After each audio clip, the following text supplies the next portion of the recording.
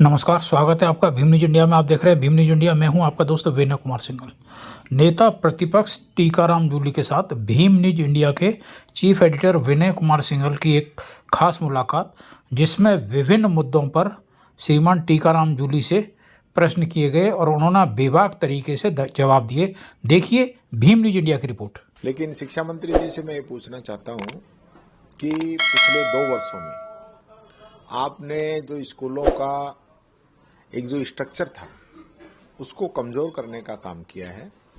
आपने अब तक 10 ऐसे ऑर्डर किए हैं जिनको आपने फिर वापस लेना पड़ा है।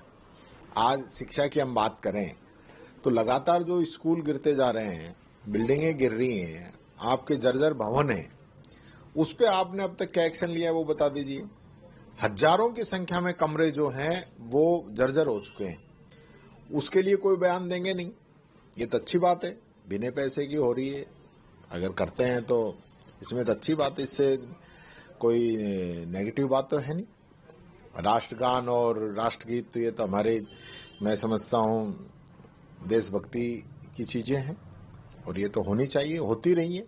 ये नहीं कह रहे जब कौन से राष्ट्रगान और राष्ट्रगीत विद्यालयों के अंदर नहीं होता है, हम भी तो जब पढ़ते थे जब भी होता था। तो ये सिर्फ एक चर्चाओं में बने रहने के लिए कर रहे हैं। मुझे ये खुशी होती है कि अभी जैसे इन्होंने घोषणा की थी कि हम सभी बच्चों को 1200 रुपए देंगे ड्रेस के लिए, वो 1200 रुपए देते, अब उसको घटा के इन्होंने 600 कर दिया है, आधा कर दिया है। और ओबीसी और जनरल कास्ट इनके तो बच्चों को हटा ही दिया है। तो उस विषय में मंत्री जी बोले और जो स्कूलों के अंदर मूलभूत सुविधाओं की जो कमी है उनको पूरा करने का काम करें। चुनाव आयोग ने 12 राज्यों में एसआर करने का निर्णय लिया है, वहीं असम में भी स्पेशल एसआर करेंगे, क्या राजस्थान? देखिए करिए, ये जिस प्रकार से एक जो एजेंडे के तहत काम कर रहे हैं, हमें एसआईआर कराने में कोई दिक्कत नहीं है। दिक्कत है इनकी प्रक्रिया से और जो जेन्युइन जो वोट है उनके काटने से।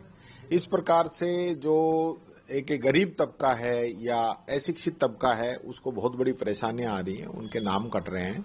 और राजस्थान में चूंकि अभी पंचायती राज और नगर निकाय के चुनाव होने थे, यहां तो चुनाव 3 साल बाद होने हैं, तो आप अभी नगर निकाय और पंचायती राज के चुनाव करा लेते हैं, यहाँ सेकंड फेज में करा लेते हैं एसआईआर। यहाँ कौन सी जल्दी है, यहाँ तो 3 साल से पहले तो कोई चुनाव ही नहीं है।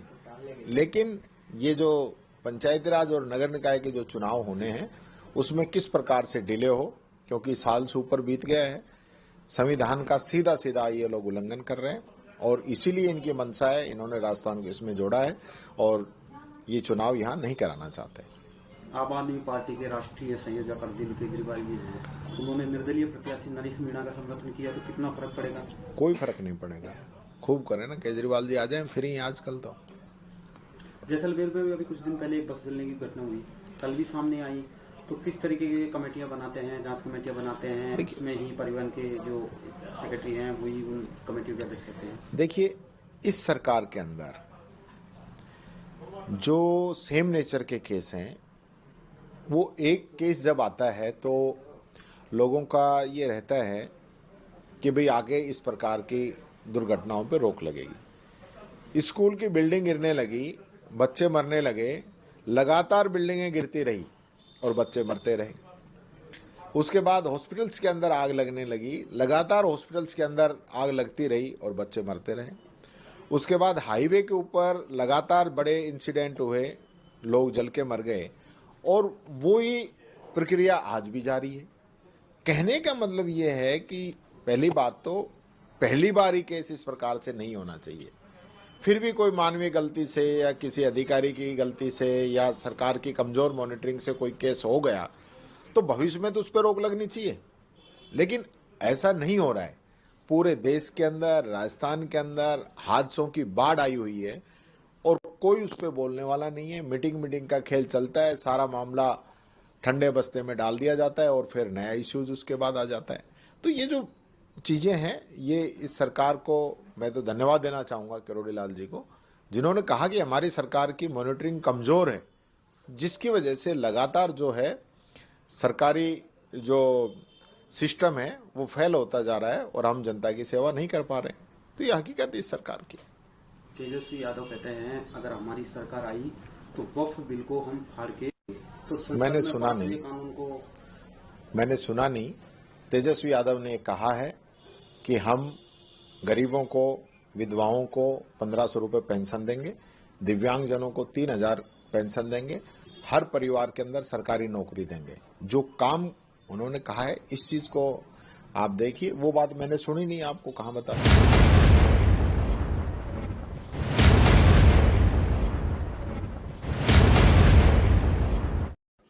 आप देख रहे थे भीम न्यूज़ इंडिया।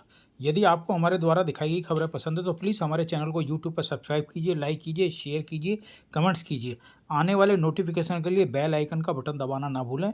देखते रहिए Bhim news India. Bhim news India के फेसबुक पेज, ट्विटर यानी एक्स और टेलीग्राम पर भी फॉलो कर सकते हैं। बने रहिए हमारे साथ। आपका बहुत बहुत धन्यवाद।